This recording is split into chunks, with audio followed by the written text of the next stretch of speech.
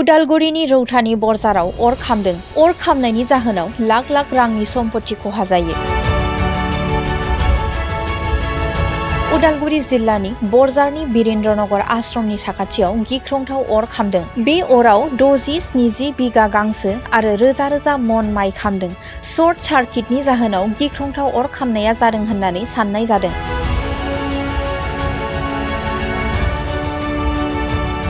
जाथाय जानाय लोगो लोगो जायगानि सुबुंफोरा अर खोमोरग्रा हान्जाखौ फन खालामनानै अर खोमोरग्रा बिफाननो खौरां हरो। नाथाय हान्जाया जाथाय जायगायाव गोबाव जानानै सहैयो। अर खोमोरग्रा हान्जाया जायगानि सुबुंफोरनि हेफाजाबजों माखासे अरखौ खोमोरनो हायो। मख'नो गोनांदि बे गांसोखौ बरजारनि बिरेन्द्रनगर आश्रमनि मोसौफोरनि थाखाय दोनथुमनाय जादोंमोन।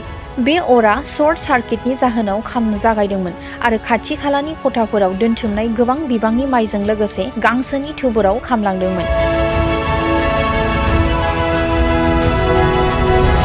নাই সঁচাকৈ খুবেই বেয়া লাগিল, শুনিয়ে বেয়া লাগিছিল। আজি বৰজাৰ আশ্ৰম বা আমাৰ গোবিন্দ মন্দিৰ ইয়াৰে এটা চৌহদ ক'ব লাগিব। ইয়াতে মিল আছিলে আৰু ইয়াৰ লগতে খেৰ জমা কৰি আছিলে।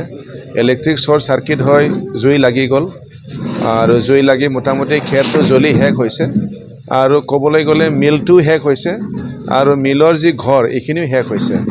তো সঁচাকৈ খুব বেয়া লাগিল। যিখিনি খেৰ জমা কৰি থোৱা হৈছিল, এইটো যিহেতু আশ্ৰমৰ এটা গছালা আছিল আৰু ইয়াত থকা গছালাত থকা গৰুসকলক খুৱাবৰ কাৰণে মানে বছৰটোৰ কাৰণে জমা কৰি থোৱা হৈছিল। প্ৰায় 80 বিঘা মাটিৰ খেৰ নহয়, 80 বিঘা মাটিৰ খেৰ আৰু প্ৰায় 150 মান গৰু আছে।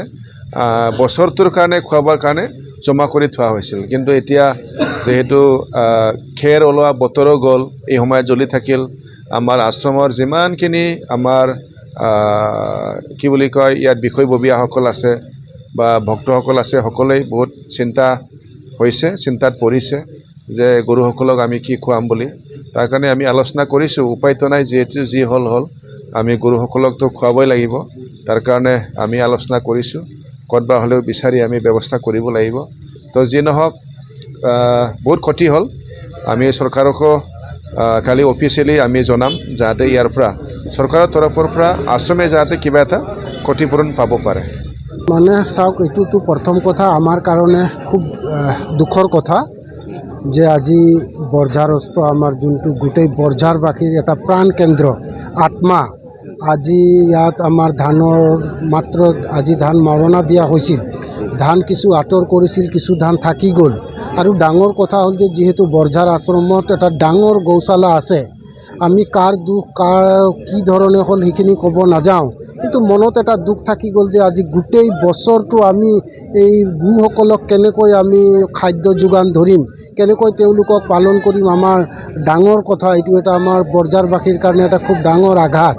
গতিকে নাজানো এইটো ঈশ্বৰৰ কৃপা কি ধৰণে হ'ল, কেনেকৈ হ'ল, দুখ লগা কথা। গোটেই বৰঝাৰবাসী ৰাইজে যেতিয়াই গম পাইছে, তেওঁলোকে মানে সকলোৱে যোনে যেনেকৈ পাইছে নিজৰ কাম এৰি আহিছে।